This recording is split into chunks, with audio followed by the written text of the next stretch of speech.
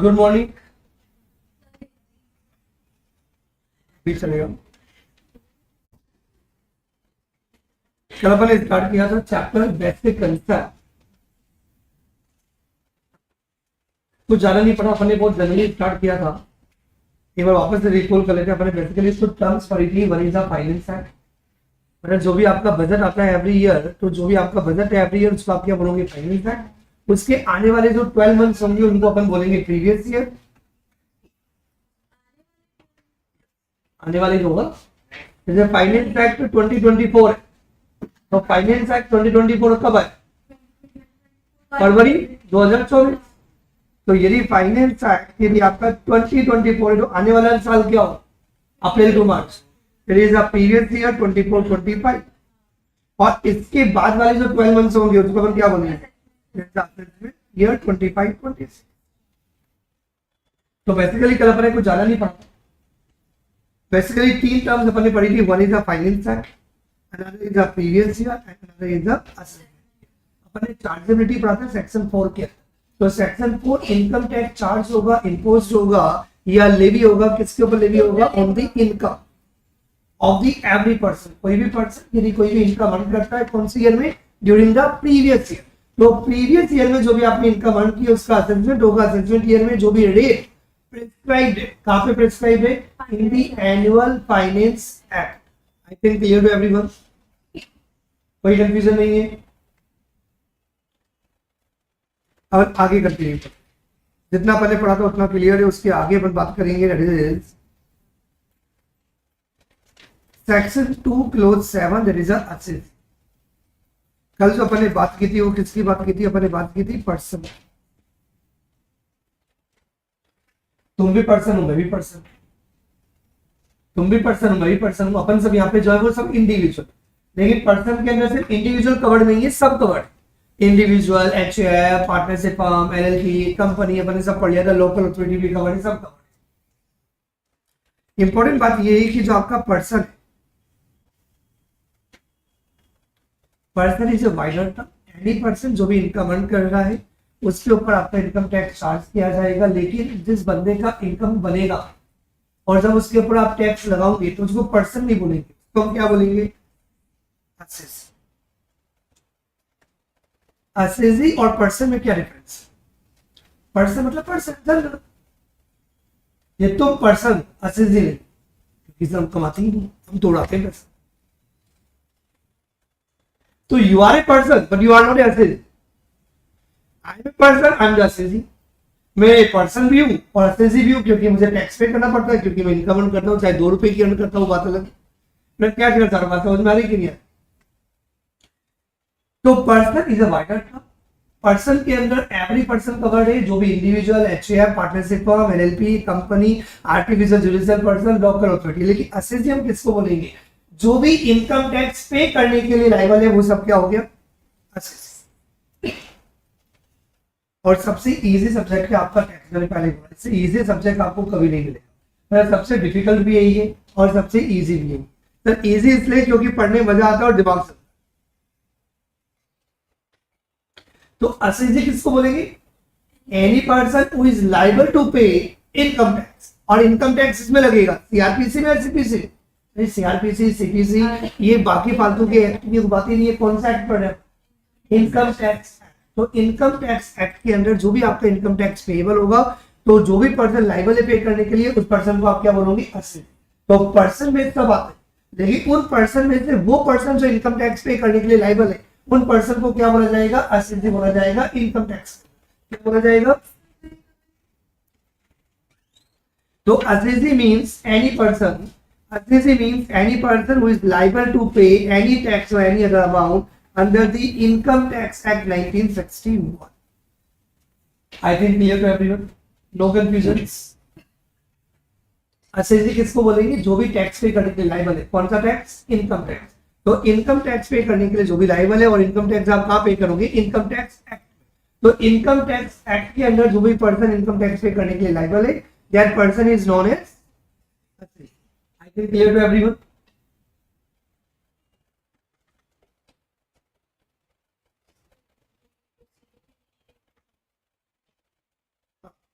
अब दूसरा important point,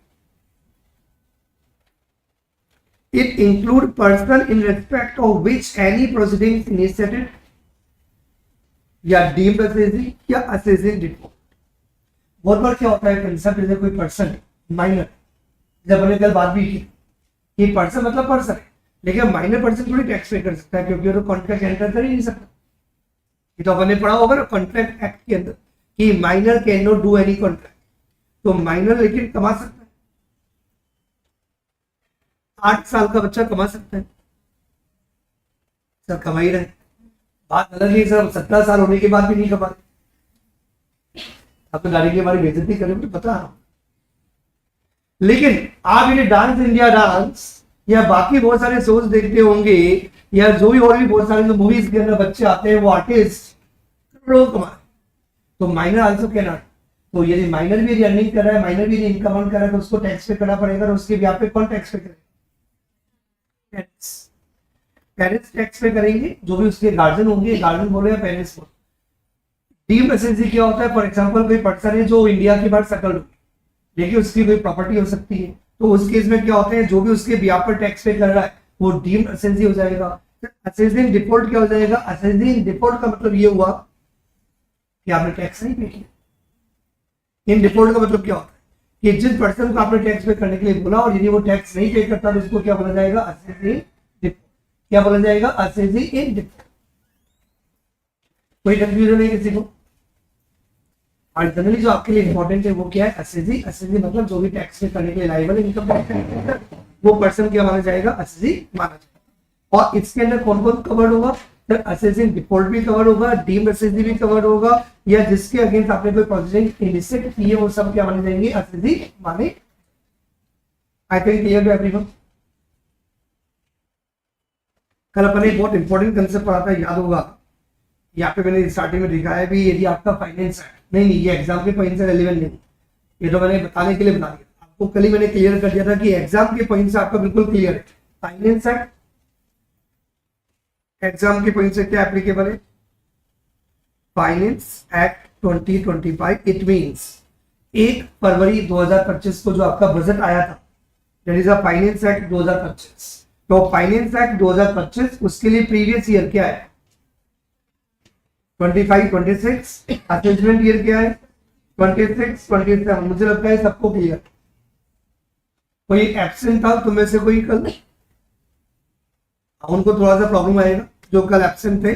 तो फाइनेंस एक्ट 2025 आपका जो प्रीवियस ईयर होगा वो 25-26 होगा, असेसमेंट ईयर होगा 26-27। मतलब ये कि जो आपने इनकम अर्न की है वो प्रीवियस ईयर है, उसके बाद के जो 12 मंथ्स है उनको हम क्या बोलेंगे? असेसमेंट। क्या बोलेंगे? But there is a exception. ये एग्जाम में बहुत बार आ सकता है डायरेक्टली क्वेश्चन। वैसे हमारा जो पैटर्न है वो थोड़ा सा केस बेस्ड है, फिर भी इस टाइप के क्वेश्चन भी एग्जाम में आ सकते हैं। There are certain exception. Normally क्या होता है, आपने 12 महीने प्रीवियस ईयर में इनकम अर्न की, तो उसका जो असेसमेंट होगा सेम ईयर में नहीं होगा। असेसमेंट कब होगा? Next 12 months. लेकिन सर्टेन केसेस ऐसे हैं कि जहां पे जिस ईयर में आपने इनकम अर्न की है उसका असेसमेंट सेम ईयर में हो जाएगा, अगले 12 महीने नहीं, अगले 12 मंथ्स में नहीं है। क्लियर हुआ बेटा? क्या क्या एक्सेप्शन है?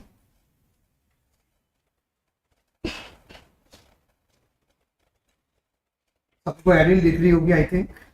क्या एडिंग है? Certain cases where income assessed to tax in the previous year is. ये इन्हीं केसेस में होगा, नॉर्मली नहीं होगा। नॉर्मली क्या होगा, मैं बार बार रिपीट कर चुका। नॉर्मली क्या होगा बेटा?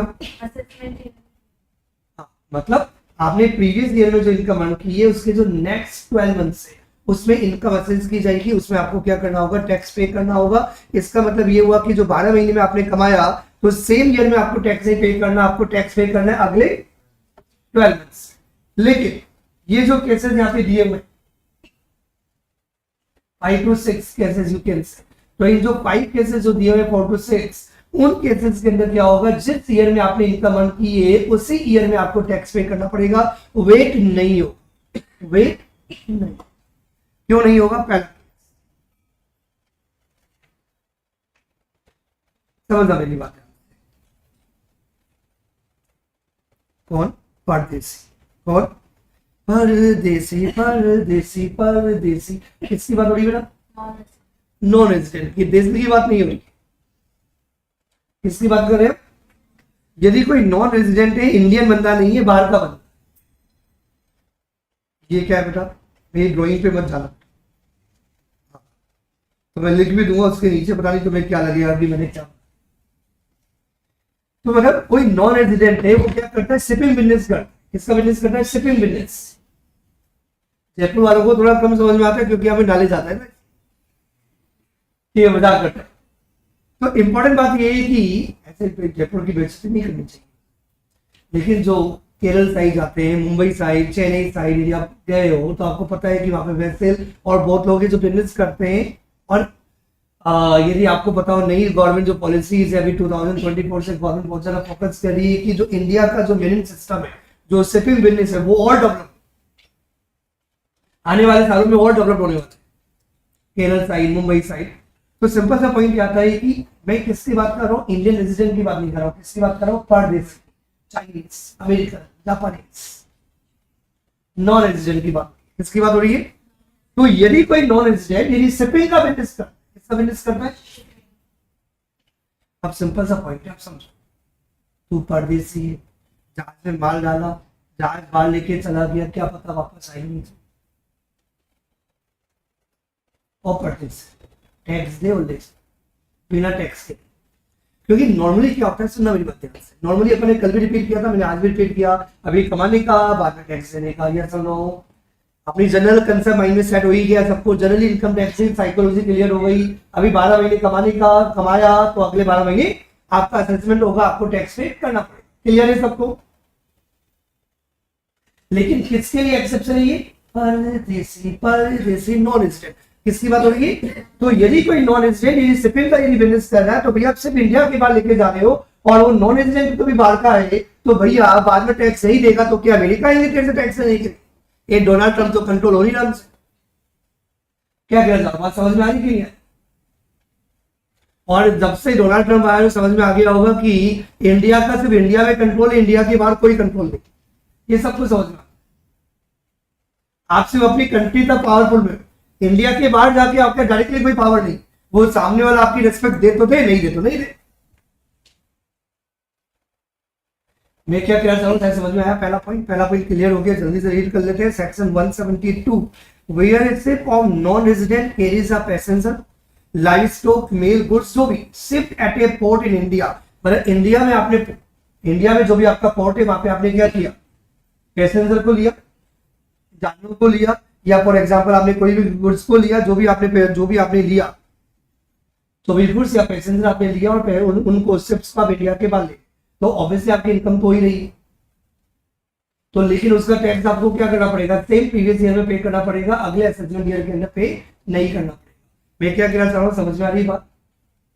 आई रिपीट, यदि कोई नॉन रेजिडेंट यदि कोई शिपिंग बिजनेस करता है, तो शिप्स को आपने पूरा फिल किया, जो भी आपने शिप का काम किया, तो शिप से जो भी आपकी इनकम हो रही है, तो वो इनकम आपको अगले 12 महीने पे करने की जरूरत नहीं है, आपको इमीडिएटली टैक्स पे करना पड़ेगा, फिर आप सिर्फ इंडिया के बाहर लेके जा सकते। I think clear to everyone?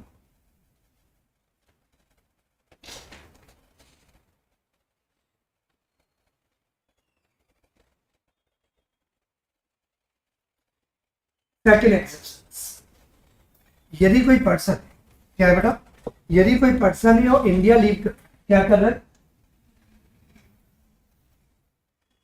अब इंडिया छोड़ के जाओ, कितने दिन के लिए? 2 दिन के लिए उनकी बात नहीं हो रही, 3 दिन के लिए उनकी बात नहीं हो रही, पूरे टाइम भी इनके लिए उनकी बात नहीं हो रही है, जिसका इंटेंशन ही नहीं है इंडिया में वापस आने का, उनकी बात, किनकी बात हो रही है? ऐसे पर्सन जो इंडिया लीव कर रहे हैं, जिनका इंटेंशन वापस इंडिया में आने का ही नहीं, तो परमानेंटली लीव कर, तो टैक्स कौन दे? तो भैया अभी मैंने बात की, अब समझो ये बात। अभी क्या डेट है? 27 जैन 2026। तो 27 जनवरी 2026 को कोई पर्सन जो इंडिया में रहता है, वो इंडिया छोड़ के जा रहा है ऑस्ट्रेलिया,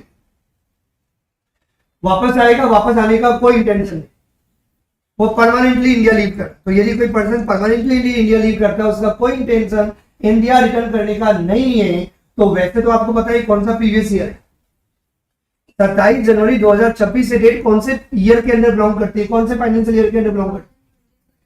तो प्रीवियस ईयर 25-26 कौन से ईयर में बिलोंग करती है? ये प्रीवियस ईयर 25-26 में बिलोंग करती है। यस और नो?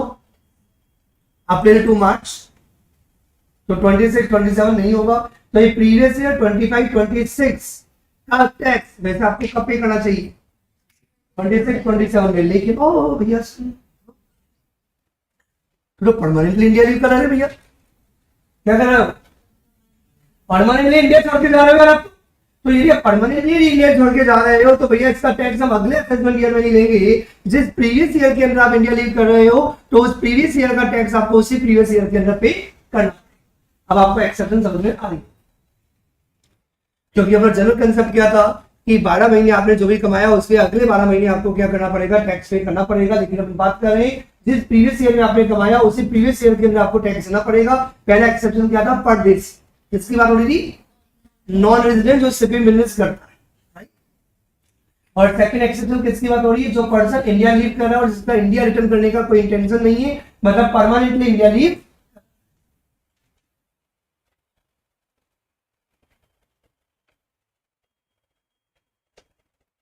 थर्ड एक्सेप्शन, कोई प्रॉब्लम नहीं, तुम लिख लेना। तो थर्ड एक्सेप्शन क्या है? यदि आपने कोई भी एओपी, बीयूआई या कोई भी कंपनी यदि आपने फॉर्म की है फॉर ए पर्टिकुलर इवेंट और पर्पस। क्या मतलब हुआ?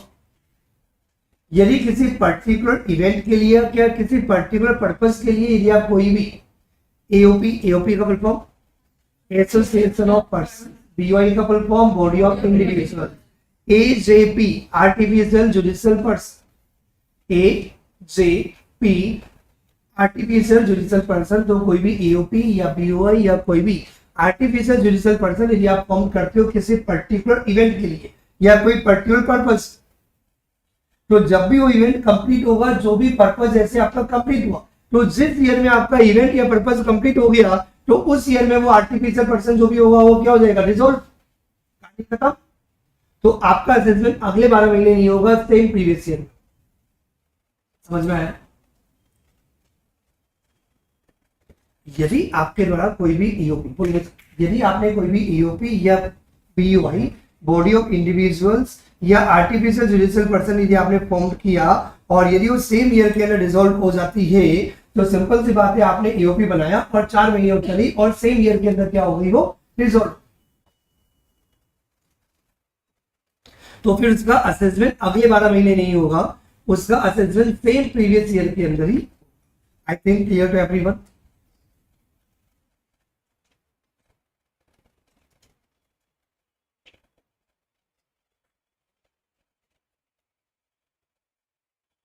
कितने एक्सेप्शन हो गए? 4, 3 हो गए, फोर्थ वन पढ़ेंगे। 3 क्लियर है सबको? कोई डाउट है किसी को भी? थर्ड वाला वापस से बता देता हूँ। थर्ड वाले के अंदर क्या सिंपल कंसेप्ट है, आपने यदि कोई भी ईओपी, बीयूआई या कोई भी आर्टिफिशियल जुडिशियल पर्सन यदि आपने कोई बिजनेस आपने स्टार्ट किया, फॉर्म किया और जिस ईयर के अंदर फॉर्म किया उसी ईयर के अंदर वो क्या हो गया? डिसॉल्व हो गया। तो सिंपल सा पॉइंट आता है डिसोल्यूशन तक का जितना भी आपका टैक्स बनता है वो करंट ईयर का टैक्स आप करंट ईयर में ही पे कर दो, आपको नेक्स्ट 12 मंथ्स के अंदर आपका assessment. I think clear? Confirm? Now we come to the point number 4। ये थोड़ा सा ये एक्चुअली क्या है, जो इनकम टैक्स ऑफिसर है ना उनके जजमेंट पर डिपेंड करता है। इनके जजमेंट पर डिपेंड करता है। तो इनकम टैक्स ऑफिसर को लगता है कि any person is likely to charge और सेल और ट्रांसफर और dispose of is any asset to avoid the payment of any liability. मतलब ये पर्सन कोई भी एसेट को क्या कर रहा है? बेच रहा है, सेल कर रहा है, डिस्पोज ऑफ कर रहा है, जिससे कि उसको इनकम टैक्स पे करना ही नहीं पड़े। तो देन गवर्नमेंट क्या कर सकती है कि भैया आप अभी का टैक्स अभी पे कर। मतलब ये कि फॉर एग्जांपल किसी पर्सन ने इनकम अर्न तो उसको टैक्स पे करना पड़ेगा। अब आप जो टैक्स उससे लोगे वो कहां से लोगे? पर्सन से लोगे। तो पर्सन कहां से पे करेगा? Out of the income, out of the property, out of the asset. तो यदि आपने कोई भी इनकम अर्न की और आप अपनी जितनी भी प्रॉपर्टीज है उनको आप क्या कर देते हो? सेल कर देते हो। तो यदि आपके पास कोई प्रॉपर्टीज होगी नहीं तो आप इनकम टैक्स पे कर पाओगे? समझो, मैं चिन्मय ट्यूटोरियल, चिन्मय जैन, मेरी इनकम गवर्नमेंट बोलती है भैया मुझे 2 लाख का टैक्स दे, तो मैंने बोला मेरे पास पैसा ही नहीं है, क्योंकि पैसा कभी होता ही नहीं। जो पीएससी वाले होंगे उनको पता होगा, जो पीएससी वाले नहीं होंगे उनको भी पता होगा सर पैसा कितना भी आए पेरेंट्स से सब उठ जाते, ज्यादा कहाँ होता है पैसा, चाहे 1 लाख हो, चाहे 10 लाख हो, चाहे 1 करोड़ हो, जितना कमाओ उतना कम होता है। तो पैसा थोड़ा गया दारू वारू में जितने भी उड़ रहा था, तो पैसा बचा ही नहीं। तो गवर्नमेंट बोलती टैक्स देना पड़ेगा, तो गवर्नमेंट क्या करेगी, मेरे को बेच देगी, इंसान बेचना अलाउड नहीं हो।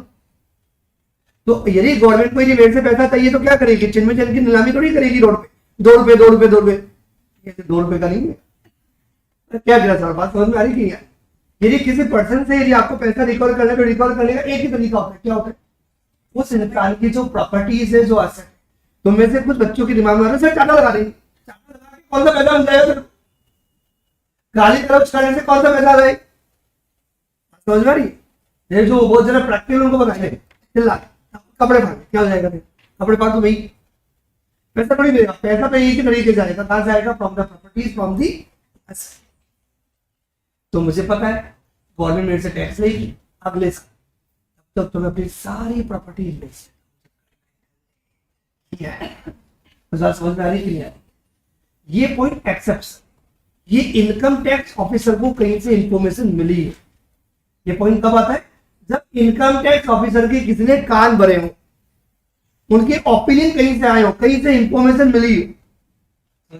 जनरल पॉइंट नहीं, जनरली तो आपको पता ही 12 महीने कमाने का अगले 12 महीने टैक्स पे करना, 12 महीने कमाने का अगले 12 महीने टैक्स पे करना पड़ेगा। ये कंसेप्ट तो तब होगा जब इनकम टैक्स ऑफिसर के पास कहीं से इंफॉर्मेशन आई, उसका ओपिनियन है कि ये फलाना पर्सन इनकम टैक्स बचने के लिए क्या कर रहा है, अपनी सारी प्रॉपर्टीज बेच रहा है। तो हम क्या करेंगे, भैया आपको अगले 12 महीने के अंदर टैक्स पे करना पड़ेगा, अभी का टैक्स आप अभी इमीडिएटली पे कर दो। ये बात तो समझ में आया बेटा? एक्सेप्शन नंबर 4 मैं रीड भी कर देता हूं। Exception number 4, section 175, if it appears to the AO, AO का फुल फॉर्म क्या हुआ, assessing officer. Income tax officer तो वाइडर टर्म हो गई, मतलब जितने भी इनकम टैक्स ऑफिसर है सारे इनकम टैक्स ऑफिसर है, लेकिन जो पर्टिकुलर ऑफिसर जो असेसमेंट कर रहा है उसका क्या बोलूंगी, असेसिंग ऑफिसर। तो if it appears to the assessing officer that any person is likely to charge, sale, transfer or dispose of his asset. Why? To avoid the payment of any tax liability, so the total income of such person will not be chargeable in the next year, that will be chargeable to tax in the current year itself. हाँ बेटा तुम कुछ बोल रही थी।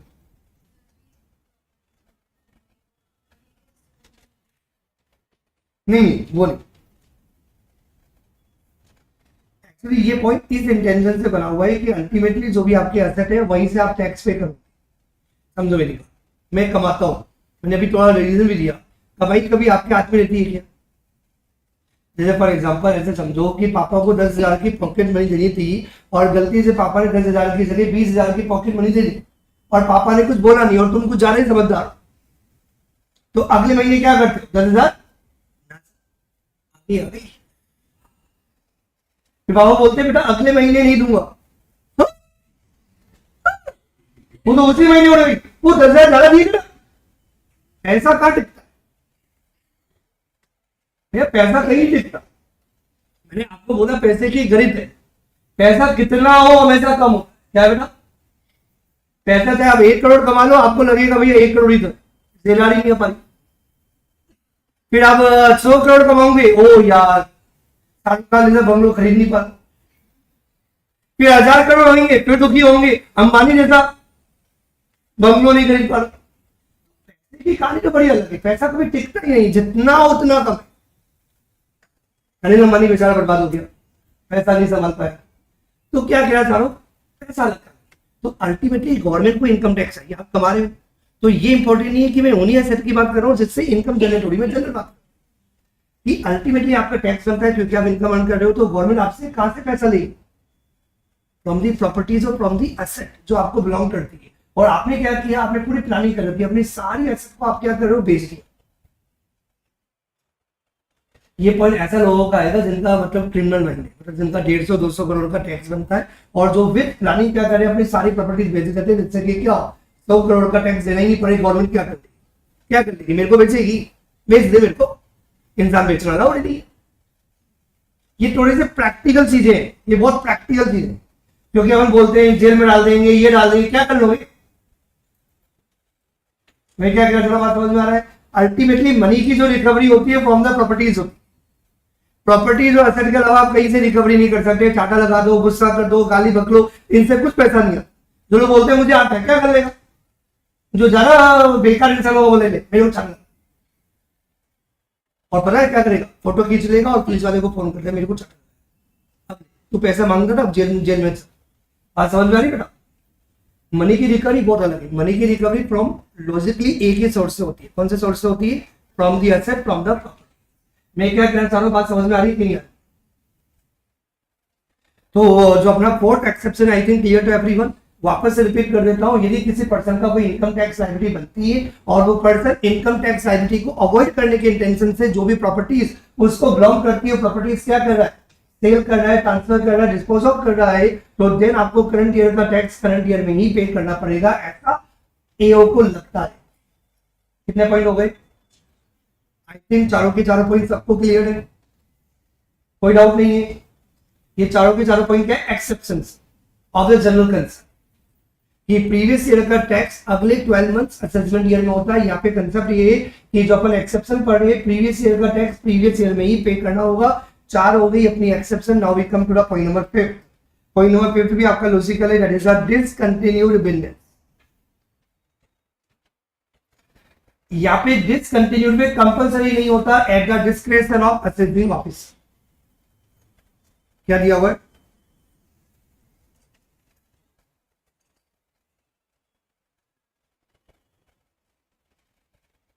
यदि आपने अपना कोई भी बिजनेस और प्रोफेशन डिसकंटिन्यू किया, क्या किया बेटा?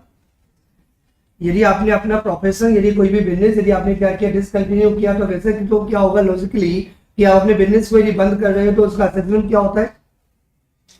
नेक्स्ट 12 मंथ्स में। लेकिन असेसिंग ऑफिसर चाहे तो क्या कर सकता है कि जिस ईयर के अंदर आपने अपने बिजनेस को और प्रोफेशन को डिसकंटिन्यू किया है तो करंट ईयर का टैक्स आपको करंट ईयर में पे करना होगा, लेकिन ये कंपलसरी नहीं है, eight the discretion of assessing officer. Sir discretion का मतलब मर्जी। यदि असेसिंग ऑफिसर को लगता है तो करना चाहे तो कर सकता है, दोनों ऑप्शंस। मतलब ये कंपलसरी नहीं है, ऐसा नहीं है कि यदि आपका बिजनेस डिसकंटिन्यू होगा तो इसका असेसमेंट अगले 12 महीने। तो नॉर्मली क्या होता है कि असेसमेंट आपका अगले 12 महीने ही होता है, लेकिन यदि असेसिंग ऑफिसर को लगता है जरूरी है तो क्या कर सकता है? यदि आपने अपने बिजनेस या प्रोफेशन को करंट ईयर में डिसकंटिन्यू किया है तो करंट ईयर का टैक्स आपको करंट ईयर में ही पे करना। आई थिंक 5 के 5 पॉइंट्स क्लियर टू एवरीवन।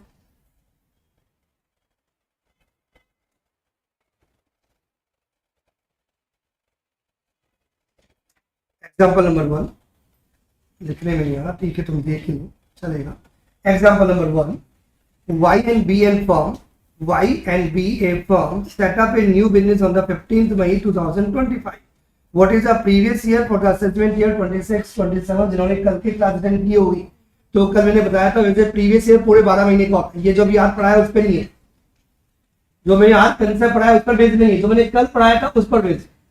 कल मैंने बताया था प्रीवियस ईयर 12 महीने का होता है, लेकिन यदि आपने करंट ईयर, यदि बिजनेस आपने बीच में ही स्टार्ट किया हो तो प्रीवियस ईयर पूरे 12 महीने का नहीं होगा, याद है? जैसे आपका जो प्रीवियस ईयर होगा वो पूरे 12 महीने का होता है। आज से स्टार्ट होता है अप्रैल से, एंड होता है मार्च, लेकिन आपने बिजनेस कब कमेंस किया बेटा? 15 मई 2025। और ये ध्यान से देखा करो, 15 मई 2025 कौन सा फाइनेंशियल ईयर है? ये फाइनेंशियल ईयर है 25-26। तो आपका जो प्रीवियस ईयर होगा वो होगा 15 मई से लेकर, कब से होगा? 15 मई 2025 से लेके 31 मार्च 2026। और असेसमेंट ईयर पूरे 12 महीने होंगे 26-27। I think clear to everyone. ये तो मैंने कल भी बताया। इतना समझ में आ गया तो आगे बढ़ो। Now we come to the example number 2। ये भी आपको पता है, a joints an Indian company. मैंने 2 एग्जांपल दिए थे, ये आपको याद। या तो आपने करंट ईयर में कोई बिजनेस स्टार्ट किया हो, कमेंस किया हो, या आपका कोई नया सोर्स ऑफ इनकम स्टार्ट हो, जैसे तुम लोगों की जॉब लग गई। मैंने कल ये एग्जांपल दिया था, याद हो। A joints an Indian company on the 17 Feb 2025। ध्यान से पढ़ना, कौन सा डेट है? 17 Feb 2025। कौन सा फाइनेंशियल ईयर है बेटा? 25-26। 25, 26। फिर ये जो प्रीवियस ईयर फाइनेंशियल ईयर होता है, कुछ बच्चों को नहीं समझ में आता, एक बार माइंड में सेट कर लो, अप्रैल टू मार्च। क्या अप्रैल टू मार्च? क्या अप्रैल टू मार्च? जिनको नहीं समझ में आ रहा है उन्हीं के लिए था। तो इसका मतलब ये हुआ कि कौन सा फाइनेंशियल ईयर है बेटा? 24, 25, 25, 26 नहीं हो सकता क्योंकि 25 कब से स्टार्ट हुआ? 1 अप्रैल से। और ये कब की बात हो रही है? 17 फेब की बात हो रही है। I think clear to everyone. तो पहला प्रीवियस ईयर कौन सा होगा तुम बताओ? 17 फेब से लेके 31 March, this is the previous year. I think clear to everyone. नहीं आए वापस से रिपीट करो।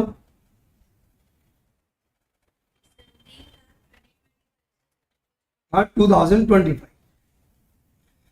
पहला जो प्रीवियस ईयर होगा वो होगा 17 फेब 2025 से लेके 31 मार्च 2025, this is the previous year. और इस प्रीवियस ईयर के लिए आपका असेसमेंट ईयर क्या होगा?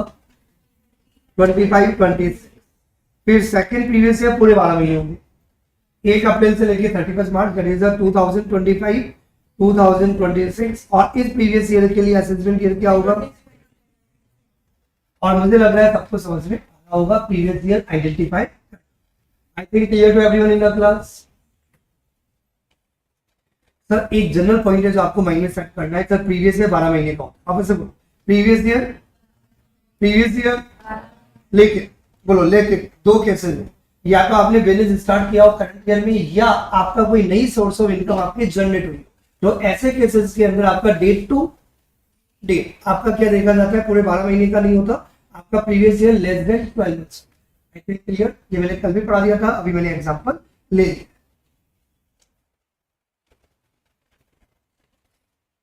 नहीं आया समझ में? सबको आ गया एवरीवन? No doubt. और मैंने पहले ही बोला था इससे इजी सब्जेक्ट आपको कहीं नहीं मिलने वाला, सबसे इजी सब्जेक्ट है, क्या नाम है उसका? टैक्स। कल आपको याद होगा एक वर्ड जरूर आता है, इंडिया। कल भी अपने वर्ड यूज किया था शायद, इंडिया। नहीं भी यूज किया तो आप इंडिया की तो बात ही करोगे ना, आपने इनकम कहाँ अर्न की है? इंडिया तो बोलेंगे। तो any income earn during the previous year by any person in India. तो अब एक इंपॉर्टेंट पॉइंट याद आता है सर, इंडिया का मतलब। तो यहाँ पे दिया हुआ है, ज्यादा इंपॉर्टेंट नहीं है, एक बार आप रीड कर लो। India means territory of India. India मतलब सर टेरिटरी ऑफ इंडिया का मतलब क्या होता है? टेरिटरी मतलब एरिया। यदि किसी को गलती से याद होना तो चाहिए, 4th, 5th, 6th, 4th नहीं, 1st, 2nd, 3rd, 1st और 2nd से आपका इंडिया का मैप इस स्कूल में स्टार्ट होगा। तो ये आपको इंडिया का मैप यदि याद आता, तो जो नॉर्थ वाला जो एरिया है वहां पे वाटर नहीं है, लेकिन जो साउथ वाला एरिया वो एरिया पूरा वाटर से कनेक्टेड है। तो जहां बाउंड्रीज है, तो आपको पता है कि आप कभी घूमने गए होंगे तो बहुत बार जिला मेघालय गए होंगे तो आपको दूर से दिखाया होगा, देखो देखो वो बाउंड्री, वहां से बांग्लादेश स्टार्ट हो गया। तो ऑब्वियसली इंडिया के केस में क्या बाउंड्रीज बनी होगी, एरिया स्पेसिफाइड किया हुआ, ये इंडिया है, ये इंडिया की बात है, जिसको बोलते हैं टेरिटरी मतलब एरिया, जो ये बाउंड्रीज बनी हुई। लेकिन वाटर के केस में बाउंड्री कैसे होगी? वाटर हो सकता है, लैंड के केस में बाउंड्री हो सकती है, लेकिन पानी के केस में बाउंड्री थोड़ी होती। तो पानी के केस में क्या होता है? 12 नॉटिकल माइल्स तक, कितना? 12 नॉटिकल माइल तक का जो भी आपका एरिया एक्सटेंड होता है उसको आप क्या बोलोगे? India. That is a TWI। क्या बोला मैंने? Territorial waters of India. क्या बोलेंगे अपन? और जिसको ये थोड़ा सा वाटर का एक्सटेंशन समझना है तो वो डीपली नहीं बताते, जनरल आइडिया देता हूँ। मूवी आई थी कौन सी? राम सेतु। राम सेतु। तो राम सेतु वाली मूवी के अंदर था कि आप जब वाटर के अंदर जा रहे हो तो एक लिमिट तक ही जा, अभी ज्यादा डीपली चले जाओगे तो क्या स्टार्ट हुआ? मूवी याद है जैसे श्रीलंका स्टार्ट हो, एक बाउंड्रीज बनी हुई कि 12 नॉटिकल माइल्स तक का जो एरिया है वो आपका TWI है, वो इंडिया बना जाएगा। मतलब ये कि जो इंडिया है वो तो इंडिया है ही, वाटर के केस में 12 नॉटिकल माइल्स तक अपना इंडिया है, that is the territorial waters of India. और इकोनॉमिकल एक्टिविटीज करने के लिए exclusive economic zone, that is 200 nautical miles. कितना? 200 नॉटिकल माइल्स। तो 200 नॉटिकल माइल्स वाला एरिया भी इंडिया माना जाएगा, only for the purpose of economical activities. कौन सी एक्टिविटीज? एक्सक्लूसिव इकोनॉमिक जोन, मतलब यहाँ पे आप इकोनॉमिकल एक्टिविटीज कर सकते हो, लाइक कपड़े बेच सकते हो, जूते बेच सकते हो। सब पानी में जाके कौन कपड़े बेचेगा? तो फिर कौन सी इकोनॉमिकल एक्टिविटीज होगी? क्रिकेट मैच होगा, पानी के अंदर जाके कौन क्रिकेट मैच खेलेगा? तो थोड़ा सा दिमाग में जोर दोगे तो आपको समझ में आएगा। सर ऑयल की पाइपलाइंस होती है, मतलब वाटर के केस में भी जो ऑयल वाली जो है, नेचुरल गैस वाली जो है, तो कुछ वर्किंग आप वाटर के थ्रू करते हो, सारी वर्किंग नहीं हो सकती। वहां पे कोई मोल नहीं होगा कि कपड़े ले लो, जूते ले लो, टीवी देख लो। आईनॉक्स ने अपना सिनेमा थिएटर ओपन किया। मैं क्या चाह रहा हूं समझ में? कुछ इकोनॉमिकल एक्टिविटीज आप वाटर के अंदर कर सकते हो, मेनली जो ऑयल की और गैस की जो पाइपलाइन होती है वही वाली एक्टिविटीज। उनके लिए 12 नॉटिकल माइल्स इंडिया नहीं है, उनके लिए इंडिया की लिमिट कितनी होगी बेटा? 200 नॉटिकल माइल्स, जिसको हम बोलेंगे EEZ। क्या बोलेंगे? आवाज नहीं आ रही? EEZ, exclusive economic zone. Exclusive economic, I think मैं क्या कह रहा हूं समझ में आ रहा था। तो इजी लैंग्वेज में आप ये बोल सकते हो, इंडिया का मतलब क्या हुआ कि जो टेरिटरी ऑफ इंडिया है वो इंडिया है। वाटर के केस में TWI, जो भी आपका कंटिनेंटल शेल्फ है, जो भी आपका एक्सक्लूसिव इकोनॉमिक जोन है, 200 नॉटिकल माइल, ये आपका इंडिया माना। इनका मैंने कल आपको बता ही दिया था, फिर भी आपको एक बार रीड करना हो तो आप पढ़ सकते हो।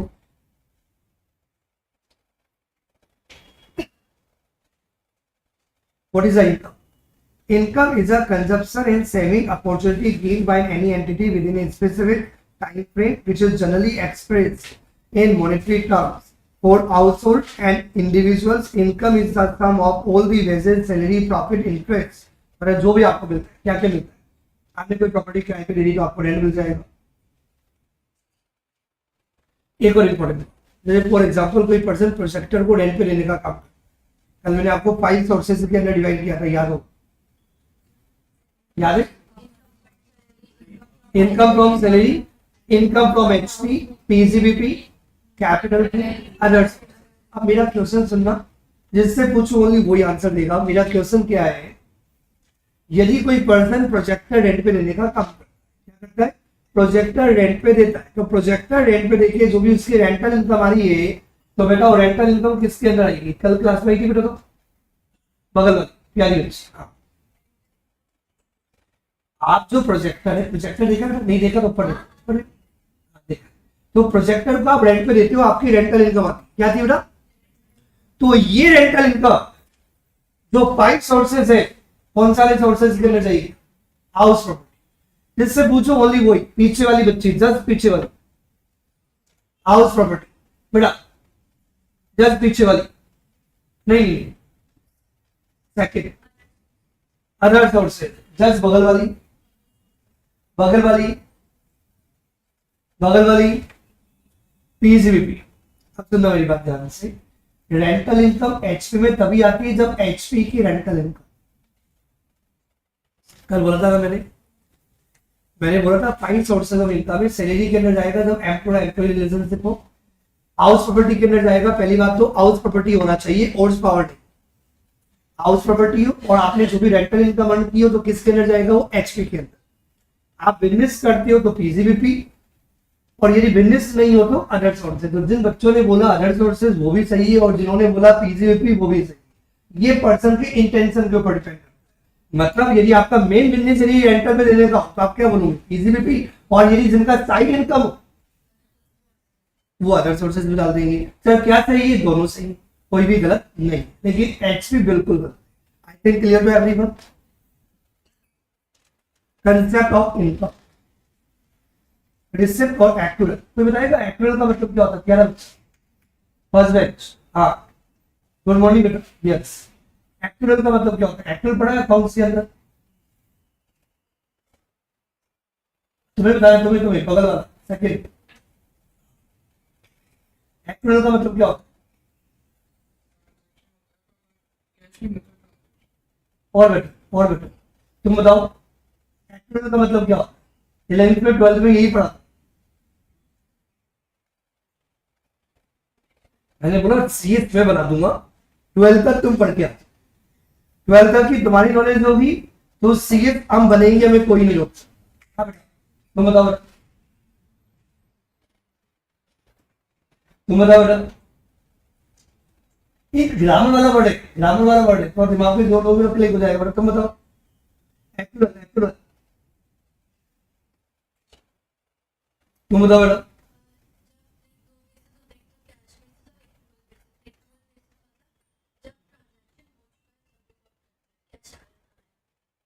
इसका मतलब इसको बोल सकते हो, तो वो भी कह रहा था, इसको और बेटर वर्ड यूज कर सकते हैं, ड्यू। एक्चुअल का मतलब क्या हो गया, एक्चुअल हो गया, एक्चुअल मतलब ड्यू हो गया, रिसिप्ट नहीं है।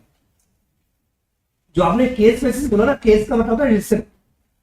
तो केस मतलब आपने एक्चुअली रिसिप्ट किया, एक क्या हो गया, ड्यू हो गया। ड्यू हो गया मतलब, फॉर एग्जाम्पल एक बच्चा क्लास में, उसे for example instalment, for example 27,000 की आपकी फीस है, मान लो सेकंड मॉड्यूल की, तो उस बच्चे ने मुझे 10,000 पे कर दिया, तो मैं अपनी इनकम कितनी बोलूंगा?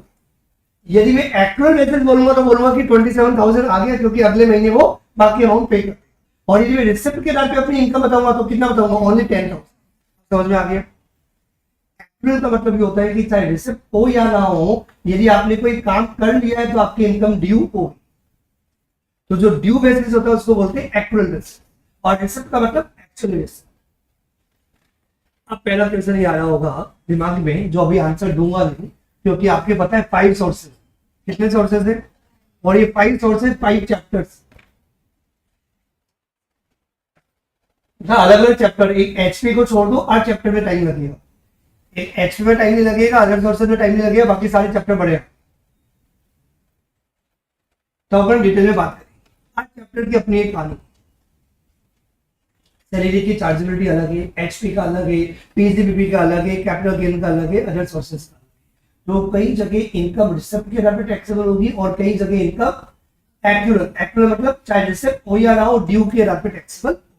तो जब अपन ये 5 चैप्टर्स पढ़ेंगे तो उस जगह अपन वाले इनकम की बात, तो इनकम में भी taxable on the receipt basis भी, और as well as actual basis पे भी टैक्सेबल हो सकता है। I think clear to everyone. तो किसी पर्टिकुलर इनकम आपकी एक्चुअल पे टैक्सेबल होगी, और कोई पर्टिकुलर इनकम आपकी रिसिप्ट के आधार पे टैक्सेबल। पहला पॉइंट क्लियर है। दूसरा, ये शायद मैंने आपको पहले ही बताया, इनकम में भी लीगल और में भी इलीगल। इनकम इनकम होती है, गवर्नमेंट बोलती है पैसे को गंदी नजरों से मत देखो, पैसा पैसा होता है, पैसा भी काला होता है। ये तो लोगों ने बना दिया black money. What black money? Money is always money. पैसा तो पैसा होता है। तो इनकम टैक्स डिपार्टमेंट बोलता है भैया तूने पैसा गलत तरीके से कमाया, सीधे तरीके से कमाया, मेरे को कोई लेने देने नहीं। तूने कमाया ना, दे दे, क्या दे दे बाबा, टैक्स दे दे, चाहे लीगल इनकम हो चाहे इलीगल इनकम। कुछ बच्चों के दिमाग में आ रहा होगा इलीगल इनकम है तो क्या होगा बेटा, वो बाकी हो जाएगा। कौन सा? पुलिस वाले, क्रिमिनल लॉज, जो भी क्रिमिनल लॉज बने हुए हैं उनके आइडिया वो देखेंगे कि उसको जेल में डालें, चक्की पीसिंग एंड पीसिंग एंड पीसिंग, उनका इनका काम है। जो भी बहुत सारे क्रिमिनल लॉज बने हुए उनका काम। हमारा काम क्या है, यदि आपने कमाया, चाहे आपने सही तरीके से कमाया चाहे आपने इलीगल तरीके से कमाया, यदि आपकी कोई भी अर्निंग है तो उस अर्निंग पर आपको क्या करना पड़ेगा, टैक्स पे करना पड़ेगा। It means waiter income legal, waiter income illegal, आपको टैक्सेस देने। 2 पॉइंट समझ में आ गया। थर्ड, इनकम में भी परमानेंट और में भी टेम्पोररी। जैसे फॉर एग्जांपल मैं कोचिंग इंस्टीट्यूट का बिजनेस कर रहा हूं, तो मेरी परमानेंट इनकम है, हर साल मेरे को क्या है, कोचिंग इंस्टीट्यूट से प्रॉफिट हो रहा है। तो किसी ने मुझे बोला सर प्रॉपर्टी बता दो, मैं रहने वाला कहां का हूं, फॉर एग्जांपल फाकी निमेरा का रहने वाला हूं, डिग्गी मालपुरा रोड का। तो किसी ने बोला प्रॉपर्टी दिला, तो मैं उन्हें दिला दूंगा। तो प्रॉपर्टी दिलाई तो मुझे कमीशन ले लिया बीच, बिना कमीशन के थोड़ी काम। तो क्या करना चाह रहा, बात समझ में आई कि नहीं आई? तो मैंने यदि किसी को एग्रीकल्चर लैंड बिकवाई और मैंने बीच में क्या किया, 3 लाख रुपए का ब्रोकरेज ले, ये मेरा परमानेंट काम है क्या? ना ना ना, देखो नहीं, ये तो कोई बच्चे ने बोला, किसी नॉन ने बोला तो मैंने दिला दी और इनकम आ गई। तो ये कौन सी इनकम भैया? इनकम टेम्पररी हो या परमानेंट, आपको टैक्सेस तो देना पड़ेगा। तो इनकम परमानेंट भी हो सकती है, इनकम टेम्पररी भी हो सकती है। ऐसा नहीं है कि कोई इनकम आपने टेम्पररी आने की तो उसके ऊपर टैक्स नहीं देना पड़ेगा, आपको हर इनकम के ऊपर टैक्स देना पड़ेगा, चाहे वो परमानेंट इनकम हो चाहे वो आपकी temporary income. I think 3 point clear. Now we come to the point number 4, income में भी लमसम और में भी इंस्टॉल। पॉइंट नंबर 5 जो अपने कल भी क्लियर किया था, गिफ्ट भी इनकम। मैं इंड दे देता हूं, हो सकता है कि कोई गिफ्ट एग्जाम्प्ट, क्योंकि अभी अपने स्टार्टिंग किया, राज सारे थोड़ी ओपन, वो अलग प्राइमा फेस, समझ में आया? प्राइमा फेस से मतलब जनरली गिफ्ट भी इनकम माना जाएगा। छोटा मोटा गिफ्ट वो हटा दे, वो पता उस गिफ्ट वाले चैप्टर के अंदर पढ़ना पड़ेगा। चाहे गिफ्ट कहा जाएगा इनकम फ्रॉम अदर सोर्स, या किसी और चैप्टर में आएगा। गिफ्ट कौन से चैप्टर में आएगा, कौन से सोर्सेज में आएगा, अदर सोर्सेज में या किसी और में? तो दिमाग पे जोड़ दो। यस, आ सकता है ये अप्रोप्रिएट बनता यदि गिफ्ट एम्प्लॉई को एम्प्लॉयर से मिला। आई रिपीट, गिफ्ट यदि एम्प्लॉई को एम्प्लॉयर से मिला हो तो कहा जाएगा। यदि एम्प्लॉयर के अलावा किसी पर्सन से यदि आपको गिफ्ट मिला, कहा जाएगा अदर सोर्सेस। समझ में आया कि नहीं आया? मतलब फॉर एग्जांपल अभी वैलेंटाइन डे आने वाला 14 फेब, तो क्या हुआ, किसी को क्या मिला, रिंग मिल गई। अभी तो गोल्ड का प्राइस बहुत ज्यादा बढ़ा हुआ है, तो किसी ने क्या किया, गोल्ड रिंग गिफ्ट मिली। तो ये जो गोल्ड रिंग जो गिफ्ट में मिली, ये गिफ्ट भी क्या, इनकम।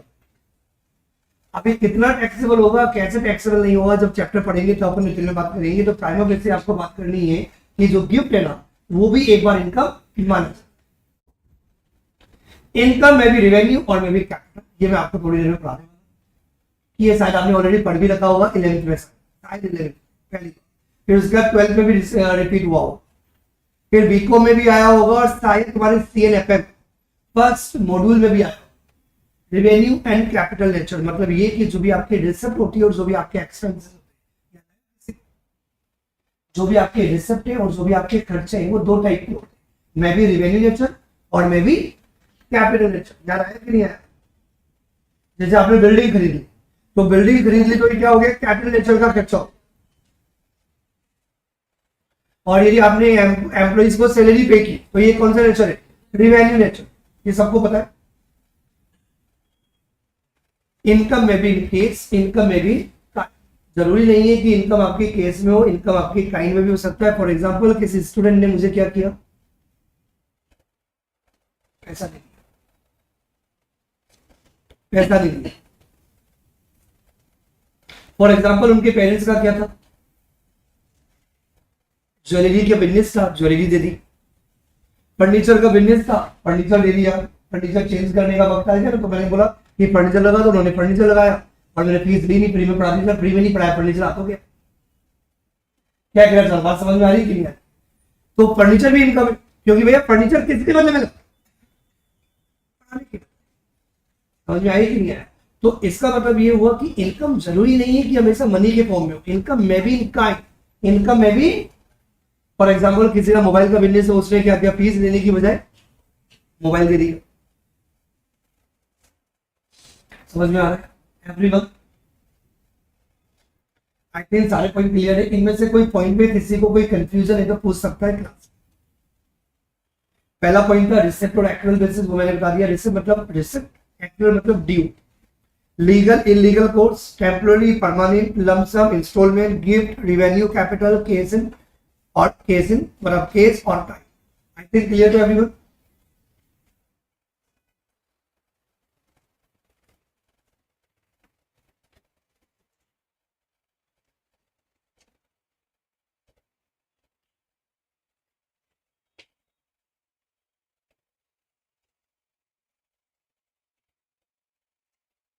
ये बार रीड कर लो, पढ़ना तो पड़ेगा ही, एग्जाम में कुछ भी आ सकता है, और ये आता भी इजी है, लेकिन आता है एग्जाम। अब तक 2-3 बार क्वेश्चन एग्जाम में आ चुके हैं। कुछ आइटम भी दे देते हैं, मे बी ऑफ एक्सपेंसेस और मे बी ऑफ रिसिप्ट। तो कोई रिसिप्ट की और कोई एक्सपेंसेस के आइटम बहुत सारे कवर कर लेते हैं, और ये आपसे पूछा जाता है एग्जाम कि वो जो भी फलाना रिसिप्ट और फलाना एक्सपेंसेस है, वो कैपिटल नेचर का है या रिवेन्यू नेचर का। तो एक बार जल्दी से रीड कर लेते हैं, बहुत सारा डिफिकल्ट कंसेप्ट नहीं है। आई थिंक सबका 12th का कॉमर्स का बैकग्राउंड था, और नहीं भी था तो थोड़ा CNFM के अंदर पढ़ के आपका कॉमर्स का बैकग्राउंड बन गया होगा। इनकम टैक्स कैपिटल के ऊपर टैक्स नहीं लगाता, किसके ऊपर टैक्स लगाता है? On income. और जनरली इनकम अपन रेवेन्यू रिसिप्ट को बोलते हैं, कैपिटल रिसिप्ट कभी भी इनकम नहीं मानी जाती। कैपिटल रिसिप्ट आप जनरली इनकम नहीं मानते, जनरली आप जो टैक्स लगाते हो ऑन दी इनकम, किसके ऊपर लगाते हो? तो therefore it is very essential to differentiate between the capital and revenue receipt.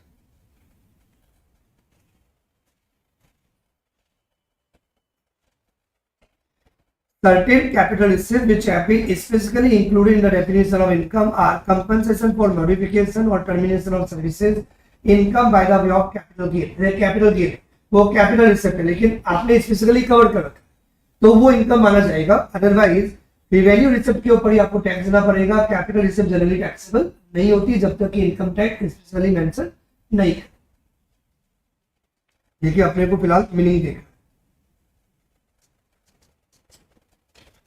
Criteria for determining a whether receipt, देखिए मैं कहां पढ़ रहा हूं everyone. Criteria for determining whether a receipt is capital और revenue nature and amount refer to fixed capital. क्या word है? यदि फिक्स्ड कैपिटल का यदि पार्ट तो उसको क्या बोलोगे? Capital receipt. और यदि वो सर्कुलेटिंग कैपिटल है जिसको अपन एफएम की लैंग्वेज बोल सकते हैं वर्किंग कैपिटल, रूटीन कैपिटल। तो ये रूटीन कैपिटल है, सर्कुलेटिंग कैपिटल है, वर्किंग कैपिटल का यदि वो पार्ट है तो वो क्या माना जाएगा? रेवेन्यू रिसिप्ट माना जाएगा, that is chargeable to income tax. Capital and revenue expenses, तो कौन से एक्सपेंसेस को कैपिटल एक्सपेंस बोलते हैं? यदि आपने कोई भी एक्सपेंसेस किया जिसका लॉन्ग टर्म बेनिफिट मिलेगा, या आपको याद भी आ रहा, जिसकी लाइफ मोर देन 5 इयर्स हो, या कोई भी ऐसा खर्चा एक्सपेंसेस जिसका बेनिफिट आपको लंबे टाइम तक मिलता है, उसको क्या बोलते हैं? Capital expenses. और जिसका एक्सपेंसेस रूटीन नेचर के जो भी आपके एक्सपेंसेस होते हैं उनको अपन क्या बोलते हैं? Revenue nature. याद आ गया? यहाँ पे यही दिया हुआ है, the expenses that are incurred by any organization for long term benefit। क्या बेटा? यानी लॉन्ग टर्म के लिए जिसका बेनिफिट आपको नंबर ऑफ इयर्स मिलेगा।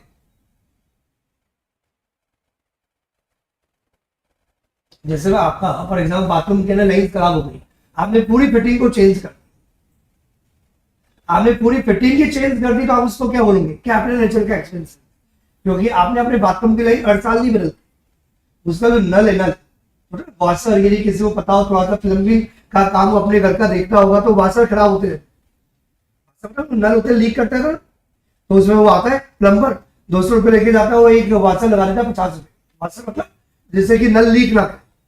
ये रूटीन है, ये खराब होता ही रहता है। लेकिन आपके घर के अंदर जो पाइपलाइन है पूरी फिटिंग, वो आपने कभी देखा होगा जो आज तक कभी ठीक ही नहीं हुई, और कभी गलती से ठीक हो 10 साल में 15 साल में एक बार, ये परमानेंट काम होता है। फिटिंग का मतलब है पूरी दीवारें तोड़नी पड़ेगी, क्योंकि आपको पता है कि जो आपका पाइपलाइन होती है दिखती थोड़ी है। मैं क्या कहना चाहूँ, समझ में आ रही कि नहीं आ रही? यही कहना चाहिए। यदि आपके द्वारा कोई ऐसा एक्सपेंसेस किया जा रहा है जिसका बेनिफिट फॉर शॉर्ट टर्म के लिए, तो आप उसको रेवेन्यू में डाल दो। और यदि कोई ऐसा एक्सपेंसेस यदि आपके द्वारा किया जा रहा है जिसका बेनिफिट आपको नंबर ऑफ इयर्स तक मिलेगा, लॉन्ग टर्म मिलेगा, तो आप उसको क्या बोलोगे? Capital expenses. Clear everyone? The expenses that are incurred by any organization for a long-term benefits are known as capital expenses. These expenses serve the purpose of increasing the capacity or capability of the long-term asset by either enhancing or adding a new asset to the organization. मतलब या तो आपकी asset enhance हो गई या आपने नई add कर, जिससे उसकी लाइफ इंक्रीज हो गई। और जब लाइफ इंक्रीज होती है तो उसको आप क्या बोलते हैं? क्या बोलते हो? और रेवेन्यू एक्सपेंसेस क्या होते हैं? Any expenses which are incurred by the organisation to manage day to day working, like sweeper PO को सैलरी देना, स्टाफ को सैलरी पे करना, क्लीनिंग करना, प्रोजेक्टर का एवरी 6 मंथ्स के अंदर आपको मेंटेनेंस करना पड़ेगा, सर्विसिंग करनी पड़ेगी, एसी की हर साल 2-3 बार सर्विस होती है। ये सब क्या है? ये रूटीन है। क्या ये रूटीन एक्सपेंसेस। ये किसका पार्ट है बेटा? रेवेन्यू नेचर का एक्सपेंसेस है। ऐसा नहीं कि मैंने एसी की सर्विस कराई 10 साल की, जिनका 2 व्हीलर होगा या 4 व्हीलर होगा, 2 व्हीलर 4 व्हीलर सबके पास बेटा एक बार आप सर्विस कराते हो फिर 15 साल बाद ही करानी पड़ती है। 2 व्हीलर 4 व्हीलर जो अच्छी तरह मेंटेन करते हैं उनको पता है सर 8-6 महीने में सर्विस का, जो थोड़े लापरवाह और पैसा बचाते मेरी तरह, 8 महीने में करा लेते, 9 महीने में करा लेते, लेकिन भैया उसका बेनिफिट आपको नंबर ऑफ ईयर्स नहीं मिलता, सर्विसिंग आपको करानी पड़ेगी। तो ये कौन सा एक्सपेंसेस है? रिवेन्यू। कौन से? रिवेन्यू। क्या प्यार चारों बात समझ में आ रही बेटा?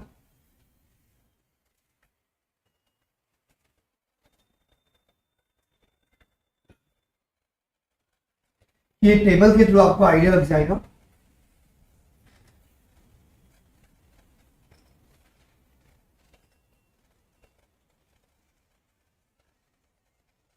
यस, पहला पॉइंट मैं अभी लिख नहीं सकता, पेन चल नहीं रहा, ठीक है, दिख रहा है सबको, विजिबल है एवरीवन? समझ। पहला पॉइंट क्या कहता है? कैपिटल और रिवेन्यू बहुत बार फिक्स नहीं हो सकता है तुम्हारे लिए कैपिटल हो सकता है मेरे लिए रिवेन्यू। क्या बोला मैंने? जो बोला समझ में आया? एक ही आइटम है, आइटम सेम है, वो आइटम किसी के लिए कैपिटल और किसी के लिए रिवेन्यू, क्या ऐसा हो सकता है? हो सकता है। एग्जाम्पल, यदि कोई मकान देखा है कभी? खाया बेटा? खाने की चीज थोड़ी मजाक करता है। तो यदि मकान है तो मकान अपन सब लोगों के लिए, अपन सबके लिए क्या है? Capital asset. और यदि कोई मकान डीलर मतलब बिल्डर्स के लिए क्या है? एसेट, नाम, माल, गुड्स, उसके लिए क्या है? रिवेन्यू। किसकी बात कर रहा हूं मैं? बिल्डर्स क्या करते हैं? मकान बनाते बेचते, मकान बनाते बेचते, मकान बनाते बेचते, मकान बनाते बेचते। तो उनके लिए मकान एसेट नहीं है, उनके लिए मकान क्या है? रिवेन्यू रिसिव का। तो मकान मेरे लिए तो कैपिटल रिसिव है, लेकिन डीलर के लिए क्या हो गया? एक और एग्जांपल देता हूं, ये कार, हमारे लिए कार क्या है? कैपिटल। लेकिन जो कार डीलर है, नाम सुना होगा, महिंद्रा एंड महिंद्रा, ये जो भी डीलर्स है टाटा मोटर्स के, महिंद्रा एंड महिंद्रा के, किया के, बाकी उनके लिए कार क्या हो? माल, रिवेन्यू। मैं क्या कहना चाह रहा हूं, समझ में आ रही बात? तो पहला पॉइंट यही बोलता है, टाइप ऑफ कैपिटल, जल्दी नहीं आराम से पढ़ेंगे। पॉइंट नंबर 1 क्या कहता है? Type of capital will depend upon the nature of business. I think समझ में आ गई बेटा? जल्दी नहीं है क्या बेटा? पहला पॉइंट क्या कहता है? Type of capital will depend upon the nature of business. जैसा आपका बिजनेस का नेचर है उसके ऊपर डिपेंड है। जैसे मेरा बिजनेस क्या है? चिन्मय ट्यूटोरियल्स कोचिंग। तो यदि मैं कोचिंग का यदि बिजनेस कर रहा हूं और मैंने यदि कार परचेज की, तो मेरा कार नेचर ऑफ बिजनेस नहीं, मेरा बिजनेस क्या है? कोचिंग। और मैंने कार परचेज की तो क्या होगी? क्या? और यदि टाटा मोटर की डीलर ने कार परचेज की तो ठीक है। समझ में आ गया? एक बार फॉर्मेलिटी के लिए रीड कर लेते हैं अपन। The very same thing, मतलब the same thing may be fixed capital in the end of one business or may be circulating capital in the end of another. क्योंकि उसके लिए सर्कुलेटिंग कैसे? कार खरीदता है, बेचता है, कार खरीदता है, कार बेचता है, कार खरीदता है, कार बेचता है, मकान बनाता है, मकान बेचता है, मकान बनाता है, मकान बेचता है। तो उसके लिए वो सर्कुलेटिंग कैपिटल, वर्किंग कैपिटल का पार्ट। लेकिन हम जैसे लोग जो मकान खरीदते हैं, वो तुम्हें से होंगे कुछ ऐसे लोग, जैसे मैं भी हूं, कभी जिंदगी मकान बेचा ही नहीं। मुझे आता ही याद नहीं है कि मैंने कोई प्रॉपर्टी बेची, प्रॉपर्टी खरीदी है, पड़ी है, क्या जरूरत है बेचने की? भैया बड़ा काम क्या, असर को बनाना है, बेचना थोड़ी। तो वो क्या है हमारे लिए? Fixed capital. लेकिन जो बिल्डर्स जिनका काम है प्रॉपर्टी बना के बेचना, उनके लिए क्या हो गया? Circulating capital. ये वर्ड समझ में आ रहा है सबको? I think clear to everyone. इसमें कुछ एग्जांपल दे रखा है, एग्जांपल देने की जरूरत ही नहीं, मैंने बहुत सारे एग्जांपल ऑलरेडी दिए।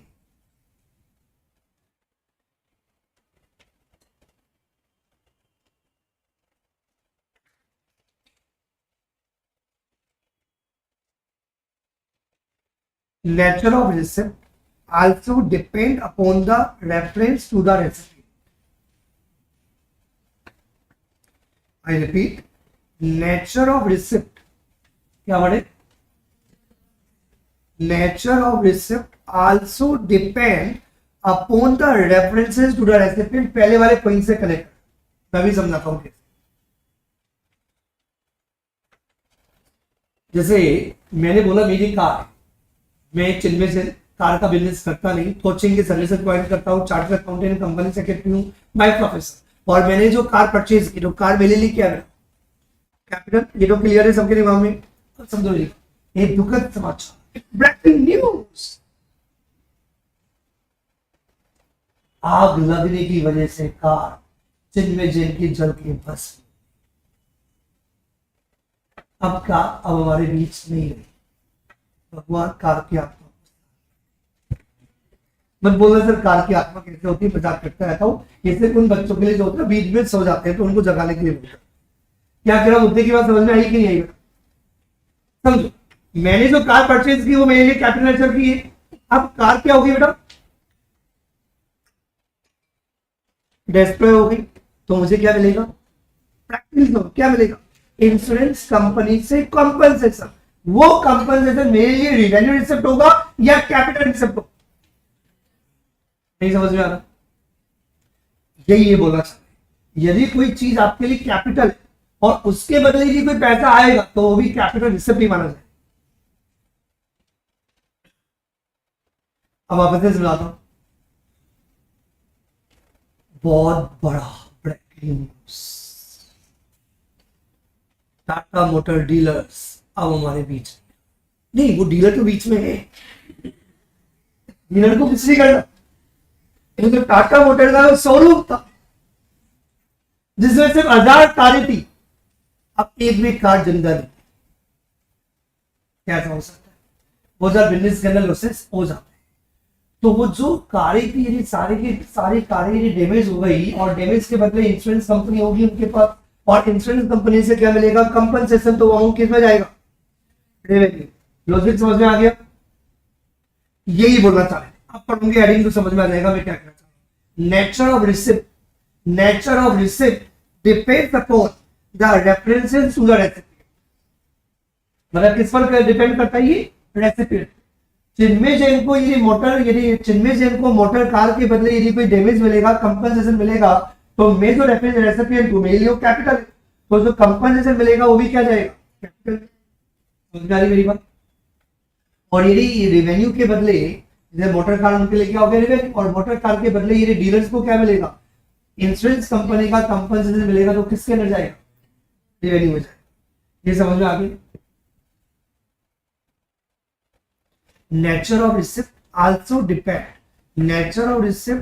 depend upon the references to the recipient.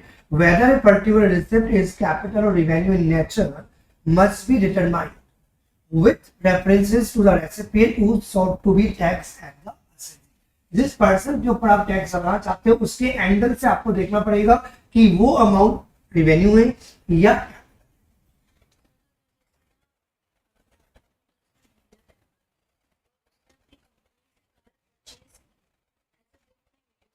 नहीं। गिफ्ट मिलती भी नहीं होगी उनको, गिफ्ट क्यों मिलेगी? परचेज ही की है। वो टाटा मोटर पागल थोड़ी है डीलर को गिफ्ट देगा, कोई गर्लफ्रेंड थोड़ी उसकी। ठीक, यही तो समझा, समझो नहीं। टाटा मोटर का कौन? डीलर। डीलर क्या देता है? रसगुल्ला है, गुलाब जामुन। जल्दी बताओ, टाटा मोटर का डीलर क्या बेचता है? रसगुल्ला है, गुलाब जामुन। क्या बेचता है? तो कार क्या है? अच्छा नहीं, उनके लिए कार क्या है? माल। माल मतलब गुड्स, और गुड्स मतलब रिवेन्यू। नहीं समझ में आया?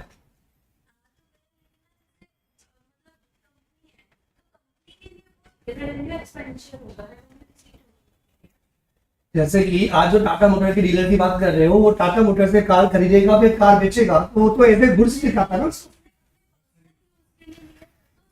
फिर वो अलग। मैं टाटा मोटर डीलर के एंगल से बात कर रहा था, पर्सनल लेवल पे बात कर, तभी इन्होंने नेचर ऑफ रेसिपिएंट की बात कि यदि आपके लिए वो कैपिटल नेचर की है तो उसके ऊपर जो आपका अमाउंट मिलेगा वो भी कैपिटल ही है। तो ये टाटा मोटर के डीलर यदि पर्सनल लेवल पे ये कार परचेज करता है तो वो कार उसके लिए क्या है? फिर वो उसके लिए गुड्स नहीं। गुड्स क्या है? जो टाटा मोटर का डीलर करे। जैसे कि बिल्डर का काम है मकान बना के बेचना, तो वो जो भी मकान है उनके लिए क्या है? गुड्स। लेकिन भैया बिल्डर भी तो इन्वेस्टमेंट करता है, उसकी भी तो अपनी पर्सनल प्रॉपर्टीज होती है बहुत सारी, वो उसके लिए क्या होनी चाहिए? Investment. I think clear to everyone.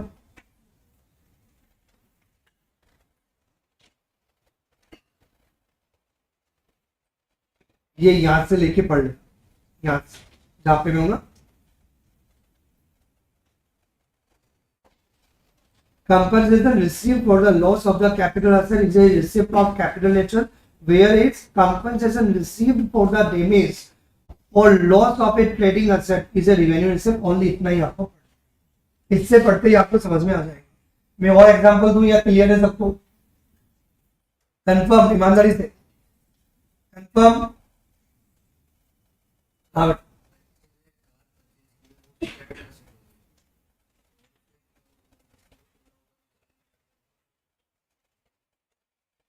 अब सिंपल सा पॉइंट ये आता है कि यदि वो उसको बिजनेस के अंदर कन्वर्ट करता है, लेकिन वो बिजनेस के अंदर कन्वर्ट करता है तब भी वो उसकी असर नहीं होती, वो उसके बिजनेस एंड प्रोफेशन के अंदर आ जाएगी, तो उसका ट्रीटमेंट जो आएगा वो पीजीपी के अंदर भी लिंक करेंगे। ये थोड़ा सा डिफरेंट है, इसको बोलते हैं डेप्रिसिएबल असर इन द बिजनेस। तो उसको रिवेन्यू नेचर का ही मानते 2x, क्योंकि वो आपकी बिजनेस असर हो। इसमें कुछ पार्ट कैपिटल होता है, कुछ पार्ट रिवेन्यू होता है। वैसे तो क्या है, कैपिटल का ही पार्ट है, क्योंकि ट्रेडिंग एसेट नहीं, आप डायरेक्टली बेच और सेल नहीं रहे, लेकिन ट्रीटमेंट में थोड़ा डिफरेंस है। यदि बिजनेस एसेट, बिजनेस के अंदर यूज होने वाली एसेट यदि आपकी डैमेज हो जाए तो उसका ट्रीटमेंट अलग तरीके से।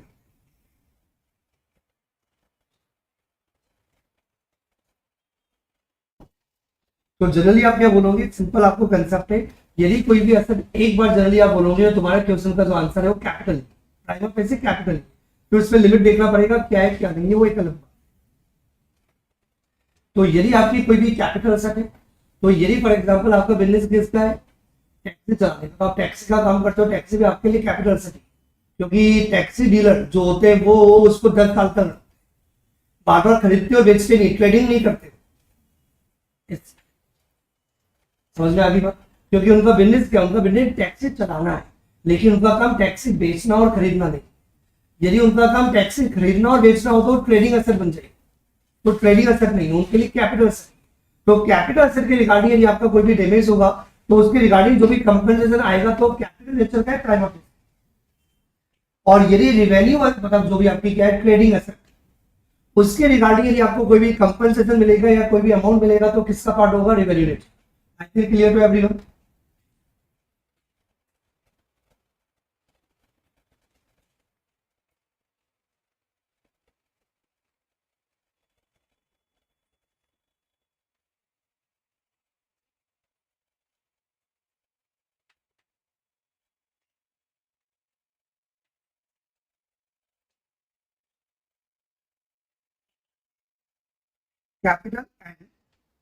Capital and revenue received in relation to business activity. Capital and revenue received in relation to business activity. ये क्या कहना चाह रहा है, तो बिजनेस एक्टिविटीज पर भी डिपेंड करेगा कि वो कैपिटल रिसिप्ट या रेवेन्यू रिसिप्ट है। एग्जांपल के लिए बताता हूं, फॉर एग्जांपल में शेयर ब्रोकर, शेयर ब्रोकर का काम क्या होता है, किसी को पता है? शेयर ब्रोकर का काम क्या होता है, शेयर खरीदना और बेचना, यही काम होता है। तो यदि वो जो भी शेयर खरीद रहा है बेच रहा है, खरीद रहा है बेच रहा है, खरीद रहा है बेच रहा है, तो उसको क्या मिलेगी, ब्रोकरेज। ये क्या है, रेवेन्यू रिसिप्ट। लेकिन ब्रोकर जो होते हैं ना, वो खुद अपने लिए भी क्या करते हैं, शेयर बाय करके पटक देते, तो वो क्या माना जाएगा, क्या वो क्या माना जाएगा, क्या मैं क्या कह रहा, चलो बात समझ में आ रही है। एक्चुअली बिजनेस एक्टिविटीज पर भी डिपेंड, इस पर डिपेंड करता है। ये बिजनेस एक्टिविटीज बहुत इंपॉर्टेंट है कि आप किस नेचर से क्या ट्रांजैक्शन करते हो। तो यहाँ पे यही दिया गया, profit on purchase and sale of the share by share broker on his own account. तो ये क्या माना जाएगा, कैपिटल माना जाएगा। क्या माना जाएगा,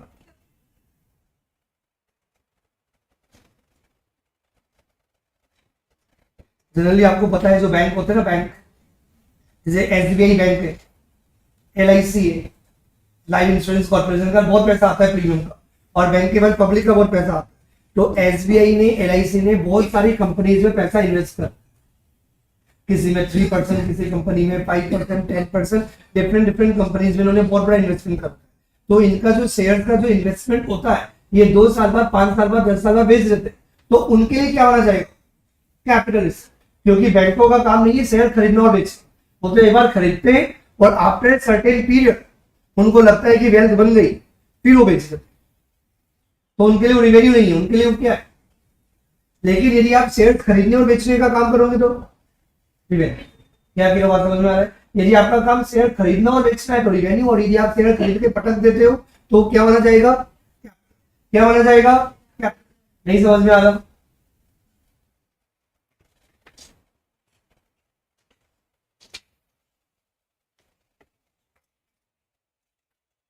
क्वेश्चन नंबर 1,